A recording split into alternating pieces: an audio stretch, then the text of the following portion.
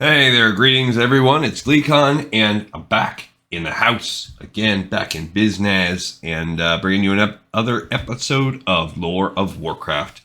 So thank you, as always, for tuning in. On the last episode, we turned in all the quests for our Alliance run of Nomergon. All my characters have run that off camera, and behind the scenes, I'm starting to do it with the Horde. Dungeon is still pretty much as long to run as the Horde, but way less quests, so you're going to wind up with a lot less loot, gold, and a little bit less XP for doing the whole thing, but still a worthwhile dungeon. I just ran it with Varrock. He did manage to get the ring, so if worse comes to worse and we don't hit it on our playthrough that's on camera, at least we'll have a character we can tag in at the end of that episode and show the turn-in for that too. We have also been reading the Art of Warcraft, so one of each expansion, starting with this book right here, which covers Warcrafts 1 through 3, has an art book associated with it, and we're going to be reading them all. So it's a pretty cool run, and it's actually our last series of books that are not really considered canon, because the canon books we go along with the timeline of the show. So I do have a project in mind that'll keep us making little lore side episodes for those of you that like those better than the playthroughs. And hopefully that will catch us through to the point where we can refine the show to give it a little bit of a walkthrough quality when we hit up Burning Crusade.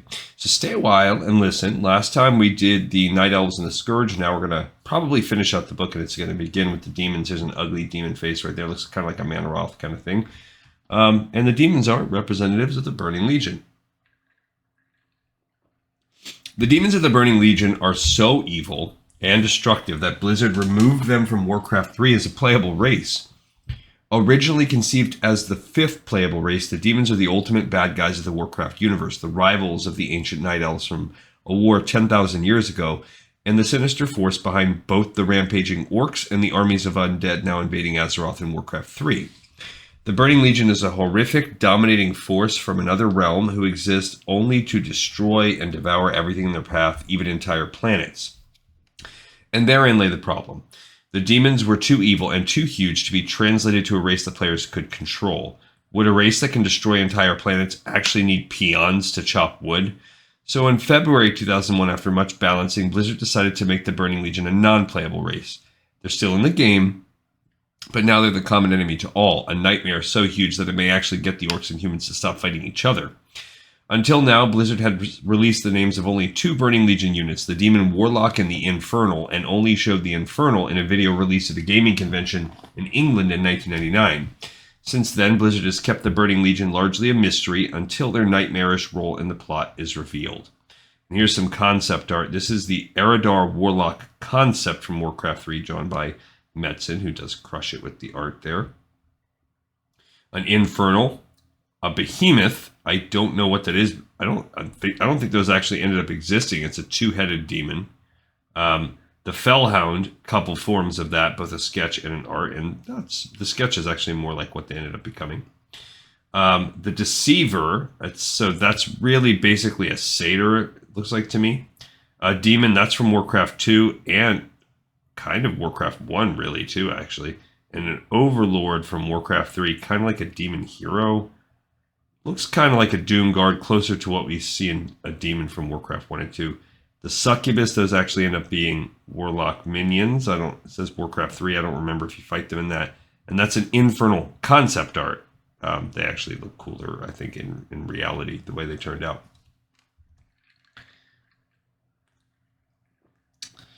The Burning Legion. Blizzard's goal with this race was to create a menace that was bigger than orcs and humans, something that has been a threat to the universe since the dawn of time. They had already established demons in the Warcraft mythos from the very first game, but wanted to expand the story in Warcraft 3 to reintroduce the Burning Legion as a much bigger threat than anyone originally envisioned.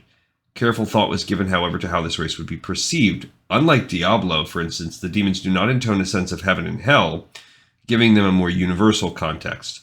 The story of their creation and propagation is a masterful piece of storytelling by the omnipotent beings at Blizzard. Yeah, there's not really, in a sense, they're hell-ish if you consider all of the Burning Legion and, I don't know, they're not really tied to the old ones. They're kind of separate from that. But there is no, even the ultimate forces of order, I guess, would be titans and keepers, but they're not really angelic. I mean, the creatures in Bastion are, but that's really just an afterlife image. The Burning Legion's roaming army feed on magic. Since every world has innate magics about it, there has always been plenty for these maniacal beasts to consume. Indeed, there is something inherently magical about creation itself, and it is at this early stage in the creation of the universe that the demons made their start. And that's kind of where the genesis of the tie between magic and the titans that sleep within the earth and the spirits of each world kind of all ties in. In the beginning, the titans moved to the universe, shaping worlds to their liking and establishing a sense of order.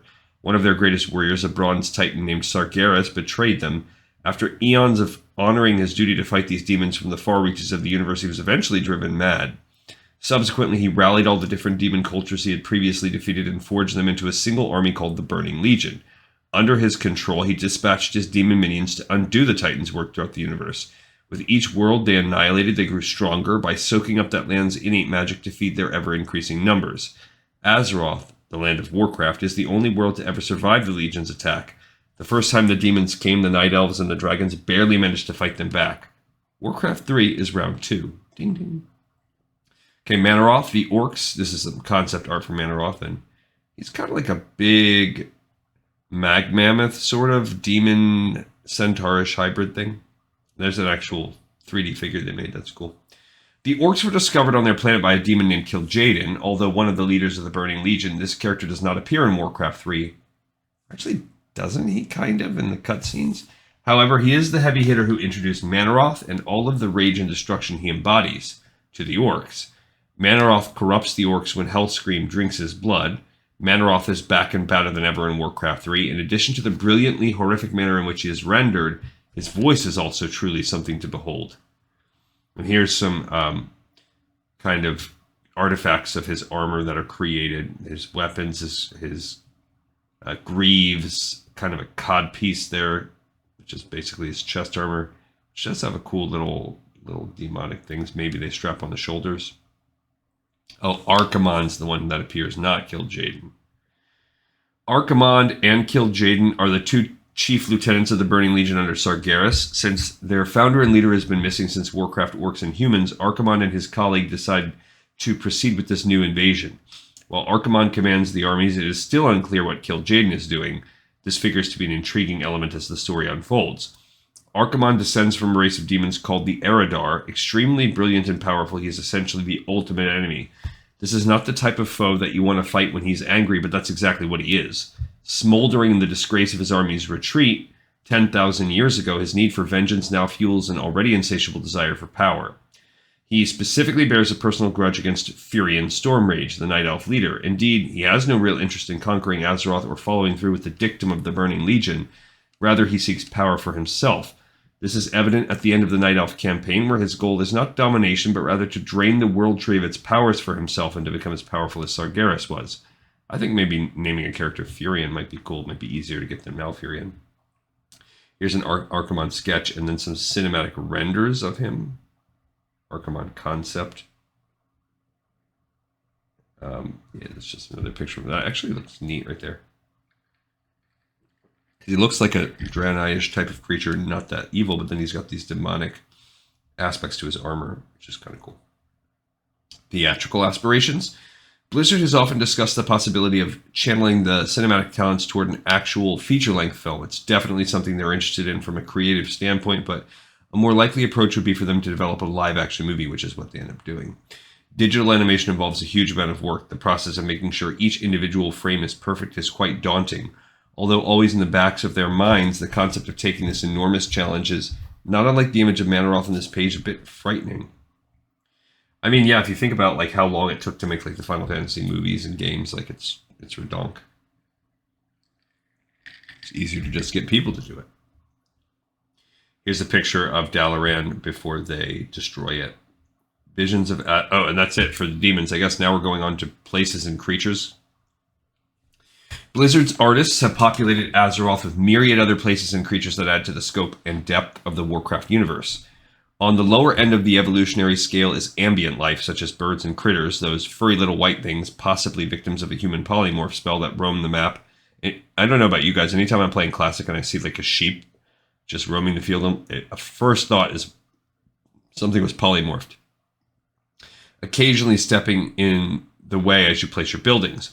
Warcraft 3 enriches the world considerably with neutral units in the form of goblins, ogres, trolls, and more, some of whom will help you by offering goods and services, others who will actually join your army and fight with you.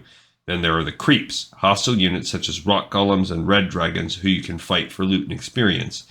All the units in the game, from the lowliest critters to the mightiest of heroes, inhabit a world that Blizzard's artists have rendered as a real place, not just a series of flat landscapes and buildings. The architecture, in fact, has always been one of the key aspects of Warcraft's appeal, with its stylistic, slightly skewed perspective and the unique details given to the buildings of each race. In the cinemas, particularly those in Warcraft 3, you see the artists reach for their version of realism through stunning 3D animation. The tone is dark and dramatic, the events related as historic storytelling. Here the artists show a grand sense of scale, treating us to awe-inspiring vistas, magnificently rendered medieval structures, and charred battlefields. For the artists at Blizzard, Azeroth is more than a setting, a background onto which they place their games. It's a world, a real world given life by their fiery and fervent imaginations. And we have some miscellaneous concept art. There's Blackrock Spire. Just a mountain kind of with smoke coming out and some thorns in the background. As opposed here to Hyjal Summit.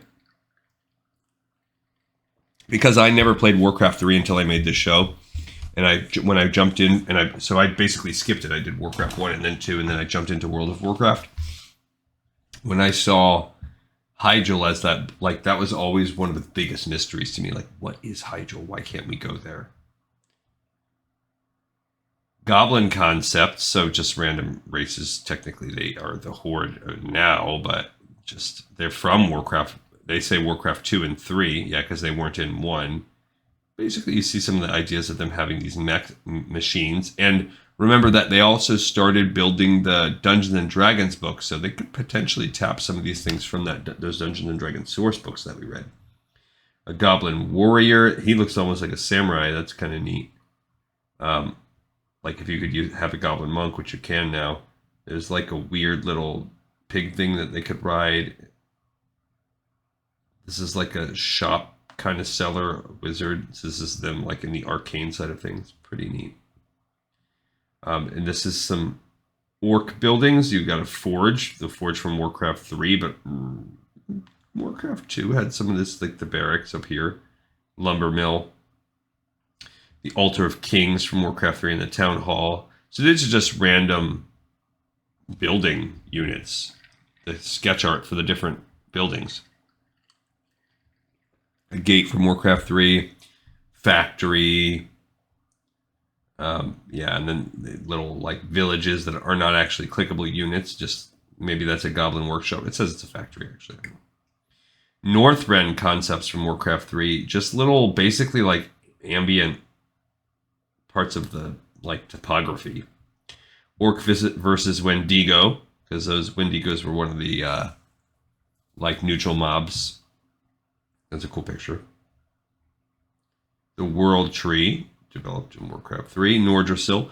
The Night Elf race is forever linked with the World Tree, which spawns all the other aspects and arms of the Sentinels from its high perch atop Mount Hyjal. Archimonde's Sigil from Warcraft 3. In Dalaran, I guess this is the Dalaran lineup. The Violet Citadel. I can barely read that. The Archmage's Chambers, Sorceress's Sanctum, the Ark of Knowledge, the Library, Half Towers, Adept Spire, the Kirin Assembly, and a watch. I don't actually see where the watchtower is. Doesn't really show it. But that's kind of neat how they're actually like deciding what each of these are within the structure of this picture from the in-game kind of cinematic. That's cool that they did that. Oh, and that's the sigil he draws on the ground that basically destroys that. Yeah, more concept art. This is almost like Protoss-ish from StarCraft. That's the actual now it's rendered within the CGI of the game. Dalaran panorama and concepts. Cool. All right, so now we've got some more little side, maybe Tauren art. For every kill in battle, the Tauren braids a section of his coat. Legend has it that Wart Stonehorn had 87 braids on his hide upon his death. He helped stop the Renegade Bull Gorm the Thunderer. Earth Tauren carries a sacred Raffen bundle. Various totems, herbs, and wards are kept to protect against the fever. Each symbol represents an act of bravery or courage in the Tauren's life. Saw the sacred Warhawk, Stormhammer Priest, 10 years in the Council of Elders. So it shows what each of those things are basically meaning. Shows complete history of battles and lists owners of spears since its forging. That's a neat concept. Holes and grooves cause spear to sing when swung or thrust. Chipped on Khan axes a skull. I like that they've given the weapons a story. Piece of horn from the original owner of the spear, Strombol, notched on steel. That's cool how, like, in the artist's eyes, they give even a spear like a rich narrative. Now we have some Centaur Khan art, the leaders of the Centaurs. I like how he's got this axe like dangling and strapped in, and he's got these spears he can throw as he charges. Marauders are terrified by the many moods of nature. Thunderstorms, hail, and lightning send them howling to their tents and shelters. Stone clubs and axes are the most common weapons of the herds. Look at their hands, it's weird. All breeding is kept within a herd, so there are many other marauders bearing the marks of deformity. Basically, yeah, they're incest, like inbred. Tauren hide hats. The herds highly prize weapons of steel, having no way to forge these weapons. Most of the herds use bone, stone, and horn to make their weapons.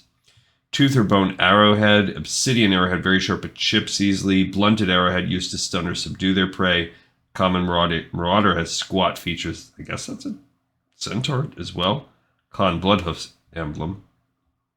Here's a picture of Illidan. It looks like looking from the leaves, and that looks like Medivh kind of watching over everything. So yeah, we're just seeing like random art. A tree. It's probably part of a spread, the other half of Medivh. Okay, so now we're entering some more cinematic scenes. Cuts from the movies. There's Medivh flying. There's... I guess when Medivh is flying into... Maybe that's Lordaeron. And maybe this is when the guys find Frostmourne. Don't quite know. More Warcraft 3. He's flying across the Tauren lands, most likely. He's landing in the grass because we know this is Medivh. There's the first image of the Tauren. For years, the Warcraft universe has been visible only from above. The strategy games have put us in the role of gods or puppeteers, manipulating the events in Azeroth from a position high in the clouds. The fact that we've grown so attached to those tiny orcs and humans down there is a remarkable testament to Blizzard's artistic trickery. What could have been just another collection of animated chess pieces instead became a whole world. A story and personality, a history with heroes and villains. In truth, that feat was done largely with smoke and mirrors. The cinematics, the game manuals, and our own imaginations help bring these little creatures to life, but in the end, they are still game pieces, pawns, knights, bishops, for a digital generation. Oh, the World of Warcraft. So now I think they're going to kind of get into the things that are planning, which at this time, because this came out in 2002, is still a couple years away. Even beta was probably a year away at this point. But with World of Warcraft, Blizzard is finally creating that world for real, and letting their fans play and live in it, not as gods, but as actual inhabitants of Azeroth. World of Warcraft, first announced in September 2001 and now in development, is an online, massive multiplayer role-playing game set in the Warcraft universe. Blizzard is swooping down from that godlike perspective and plunging us into the heart of Azeroth at eye level. No longer are you commanding troops from above. Now you get to be your own hero, an orc, human, or other creature, and create your own personal legend with thousands of other Warcraft fans and foes all around you. For Blizzard's artists, World of Warcraft presents a whole new set of challenges for the first time. They are working with a first and third person perspective in a 3D world. It's a different scale with all new rules. What once could be implied must now be fully drawn and rendered. By looking at the artwork presented in the following pages and reading the comments from the artists themselves, you can see that Blizzard is attempting not photorealism, but something far more impressionistic. With a bright color palette and the same slightly skewed, highly stylized architecture that gave the earlier games so much warmth and character. They don't want to make Azeroth real, rather they want to shrink us down into the World of Warcraft games in all their surreal glory, and we can't wait. So here's the map of the game, and you know, they have maps like this in the Warcraft universe, but they've obviously built it out some.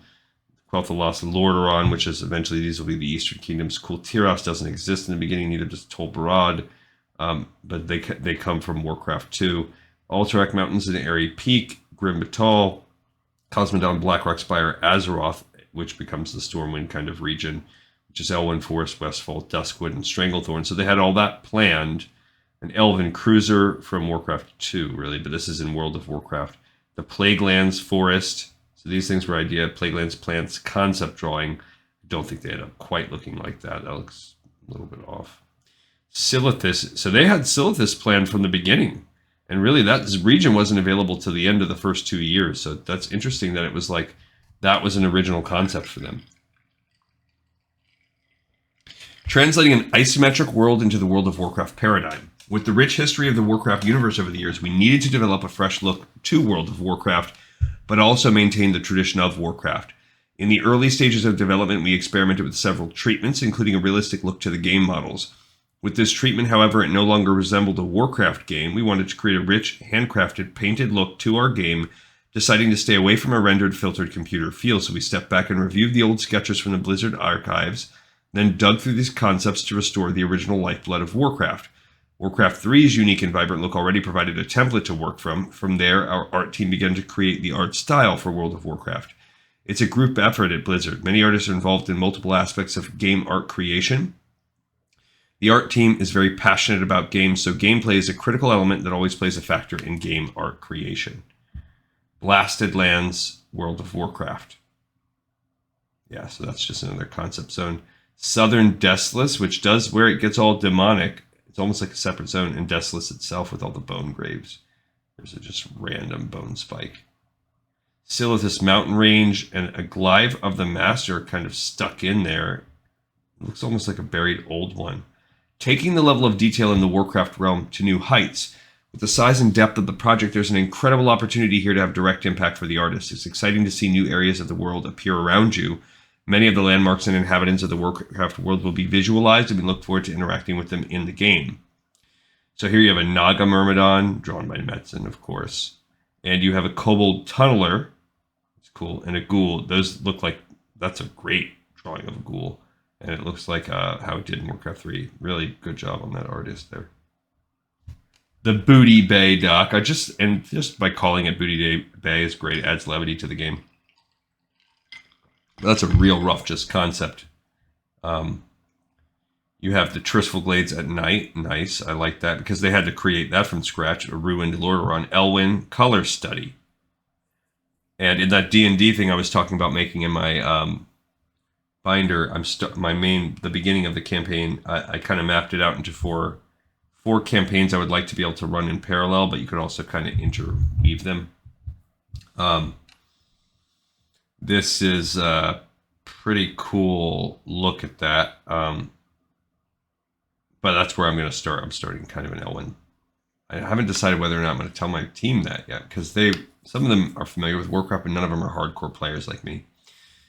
Thunder Cliffs. I don't know where the Thunder Cliffs are. I'm trying to think. I don't know what that is. I mean, there are plenty of cliffs in the game, but it's more Elwyn color study. An Orc Warrior from World of Warcraft. Cool. I just played my Orc Warrior dungeon today. A Channel statue. That's not in the game. Dragon Spawn. These do come. I don't know. I don't think they appear for a while. Like, we haven't fought any of them, and we are, almost halfway through the game. Harvest Golem Concepts. That is cool. I don't know if those were in Warcraft 3 or not, but they are cool. Prison Interior. So this is, I guess, kind of working on the idea that the stocks was already in the back of their head. Duskwood Knight's Hollow. The Knight's Hollow I don't necessarily think exists, but they're kind of getting some of the feel of Duskwood right there. Overcoming the artistic challenges of the first-person perspective. Immersion is the key. See, they thought it was going to be first-person at this point. It's not really. It's kind of like over the shoulder. It's like 1.5 perspective. I mean, I guess you could zoom in and play first-person, but I think at this point maybe they were still thinking they had to compete with like EverQuest. It's really all about creating a world that feels alive with all the details one would expect to see in a real world while making sure that they have the impact that people will expect from the franchise. With the size and scope of the project, it's important to remain focused and remember the gameplay issues at hand. We often try to develop the illusion of detail and suggest more than we can actually create. The challenge for game artists lies in creating visuals while working with limited polygons and low texture memory. Fair enough. The Heart of Blackrock Spire, where you can go in the kind of the hub there. Shadowfang Keep, and that does, that's just one little column from it, but that I feel like that's ripped from the dungeon. It looks a Slimer. They don't call them Slimers anymore. It is cool though, how they have the skull making the head of the slime. Slimes that uses Deadwind Pass, which that just basically becomes nothing. Eventually a home to Karazhan, but one of the most underused zones in the game. The Burning Steps. It's a cool zone right out in front of Blackrock. Razorfin Downs. It's a cool zone, cool dungeon. The Monastery Concepts for Scarlet Monastery, although, do they know it's Scarlet Monastery and bad yet? I don't know. Maybe. This is a side view of the monastery. The entrance, it's the library, which is one of the zones. The inner cloister, the meditation chamber, main worship area. And maybe that's like Cathedral, Crusaders Round Table. It's cool. The boathouse at night.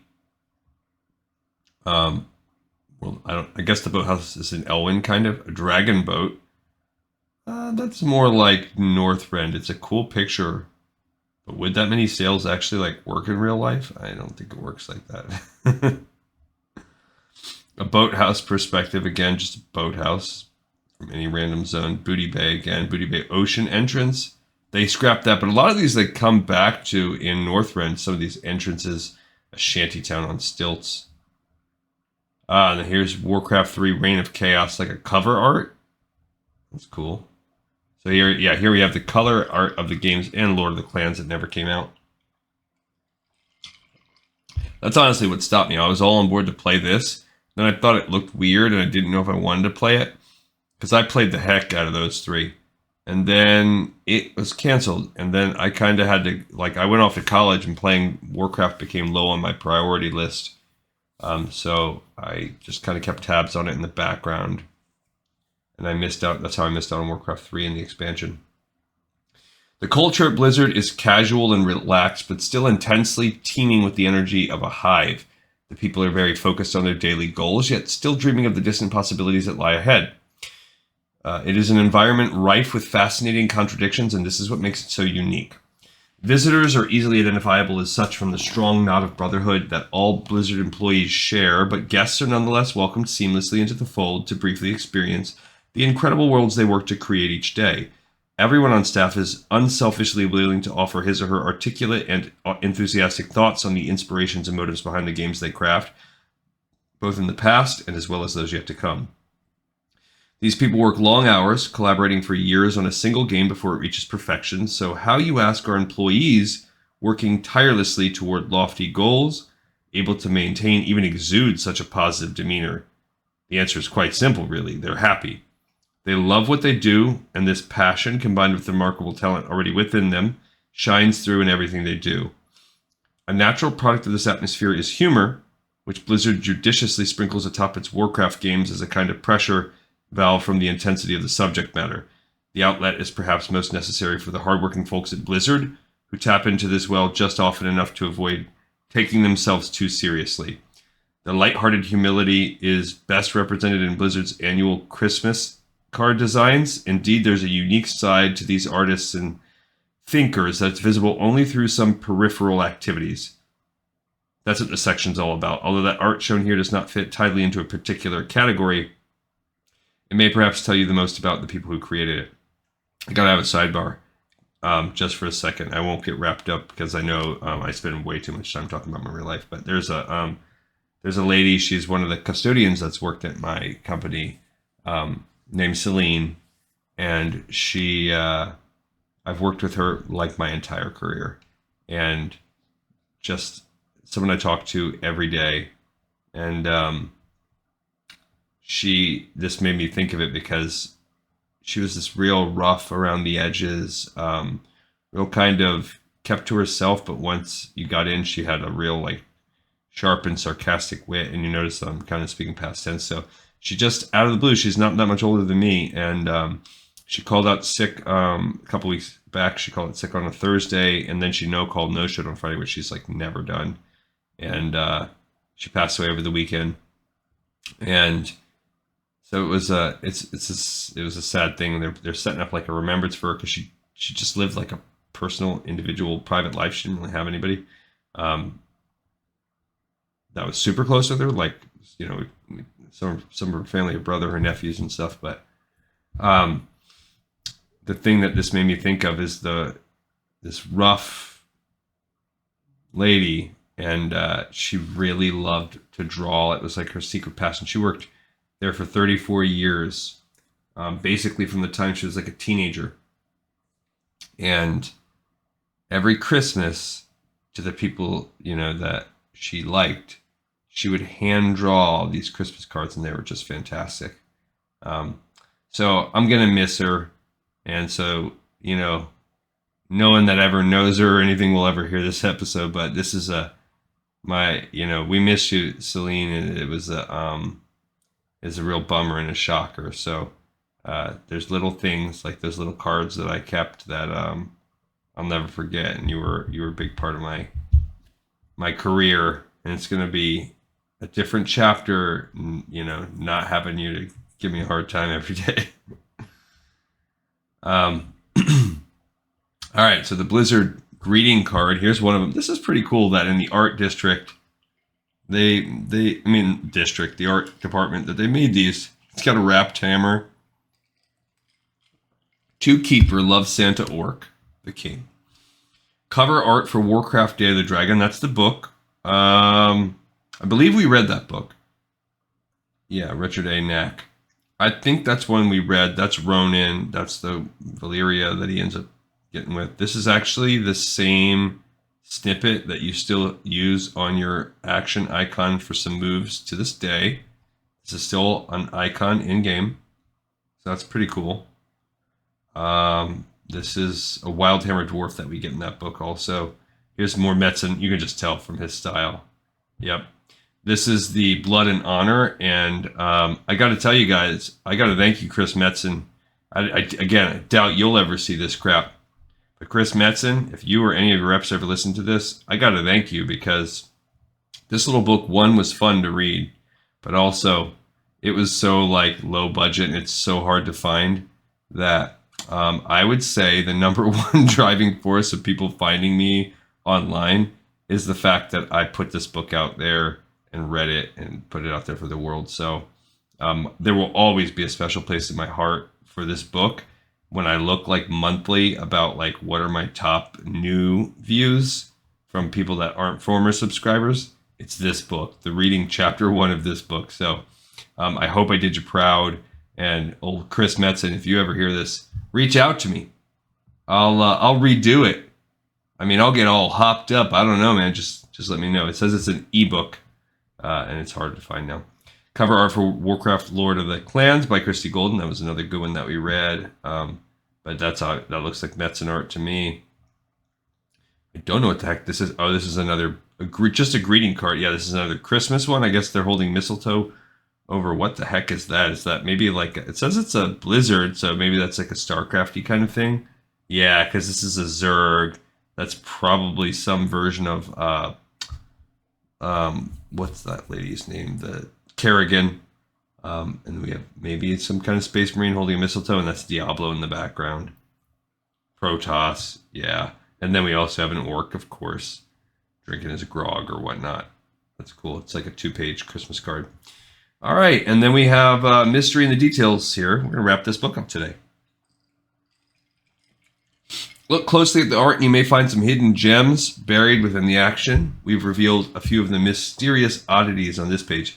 I remember seeing this. We actually looked at this picture once. We saw this somewhere else, not just in this book, and you saw the hidden Pandaren. Maybe it was in Warcraft magazine. When we read through that, they showed this picture, and we looked at the Easter egg Pandaren. Why is this cute little panda mixed up in an epic battle? It's the trademark of this artist, and so the fuzzy mammal finds its way into many of his drawings. Also, eventually, Pandaren. Here we see the letters T-E-E spelled out across the undead armor. T-E-E. E. E. This is the nickname for someone important to the artist, T, which he deftly ensconced within the chaos of this scene. Nice. The Sentinel Warrior shown here wielding a curved moon weapon is no longer depicted this way in the game. These units now ride atop giant war panthers and carry triple-bladed swords, but the Wardens eventually do revive. Worlds collide as a Hydralisk from StarCraft, that's cool, briefly joins the Scourge. I mean, it would fit. The clawed creature shown here was originally called the Spirit Walker. Its glowing limb denotes commander status within the army. Blizzard later decided to make this just a regular unit, so the art presents an unintended inconsistency within the game. To me, it also reminds me of Rexar, so you could think of it as Rexar from later. So it's almost like it retconned itself. And here we have an editor's note at the end.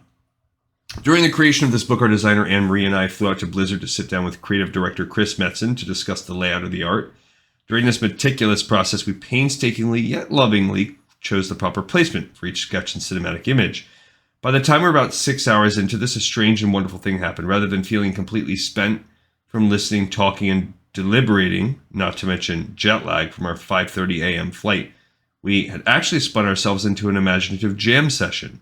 Our initially pedestrian conversations led to brainstorming, and the brainstorming led to even more fascinating discussions about what went into creating these creatures and indeed the entire Warcraft universe. Each of us fed off the energy of the others, our individual ideas leading to enhanced suggestions from the collective group. At one point, Chris even got chills of excitement, having to pause for a moment to collect his thoughts and regain concentration upon mention that we planned to print full color on the inside front and back cover and could use the orc and human images there. We were once again 3 marathon D&D players, so deep into our imaginary realm that it was a bit like waking from a dream when we finally took our first break. It was also the first opportunity for all of us to look back on what we had accomplished and say, whoa, that was pretty cool. This book is going to rock. Fortunately, I recorded the entire session, so nothing that emerged from our think tank was lost to memory. In fact, there were many subtle but hilarious moments along the way. I hope you enjoy this collection of Warcraft art, even a fraction as much as we did putting together. Dude, reach out to David Bartley there. Well, one, can you get me in on a job where I work 1 8-hour day and make a book and get whatever royalties come out of that? Please, can you get me in? I will help you lay out this book. Bro, sisses, whoever, watch my videos. I will gladly do that for you. I will work 1 day. You can pay me 1 day like I would do my regular job. Second, reach out to David Bartley. Find that video. He's probably got like some VHS tape of him having a whole day with Chris Metzen. I would watch an edited version of that. Or I would edit it. Again, give me that 8-hour day. I'll take that video. I'll cut it up. And put it out there. Because I bet you there's some gems. They've given us some outtakes here. Chris, admiring the work of a young artist whom he almost sees now with the moist eyes of a proud parent. Can you believe this stuff? This dude is a ninja. That's my boy. Only true family could get this personal part of me. What did I eat today? Oh, some farting going on. So move this mage to page 22 or I'll smite you with my death shield. Okay. Commenting on the knight art on page 15. The first time I loaded that art up, I said, that's old school, dude. That's so like 1993. It's like 9 years ago from the time they made it. The detail on this drawing is off the hook. What's more funny is the language of 2002 coming out in the outtakes. Is the dragon fighter the same guy that sucked the eyes out of the hobgoblin? Regarding Blizzard's spin on the traditional notion of wyverns, what Sammy ended up doing was making them more mammalian. Is that a real word? Yes.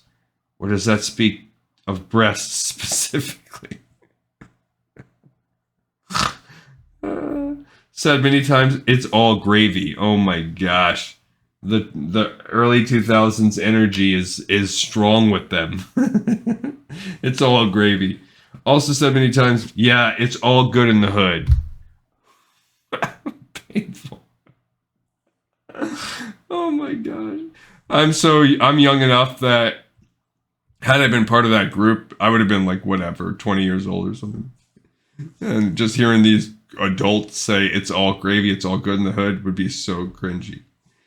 Mystery quote: if we try to get all of this art on the page, Sammy will not be able to deal with the overwhelming feeling of being simultaneously rejected and accepted by the forces of Mithril. Okay. Makes sense. And then they give some acknowledgments. Thanks to Paul W. Sams and everyone at Blizzard for lending their time and talents to the making of the book, especially Elaine DiOrio, Chris Metzen, and Nick Carpenter. You're a pleasure to work with, and your significant contributions to this project were invaluable. Hey, and whoever scanned this, thanks to you guys. I mean, that's awesome. This is a cool picture at the back cover. The Art of Warcraft is an imaginative spin on the best elements of fantasy art. Its dazzling color and dynamic design work bring to life a world unique for its powerful characters, dark humor, and outright cool environments. As usual, Blizzard has nailed it again. This one's a keeper. Keith Parkinson. I mean, it's a cool little thing. I'd take this book. Not for resale. So somebody had like an OG copy of this. But cool, man. I'm really looking forward to seeing how this book series evolves and to seeing like 20 years down the line, like when they do the Dragonflight one or whatever. How does that look? But I like it. Thanks, everybody, for watching, for tuning in, for listening.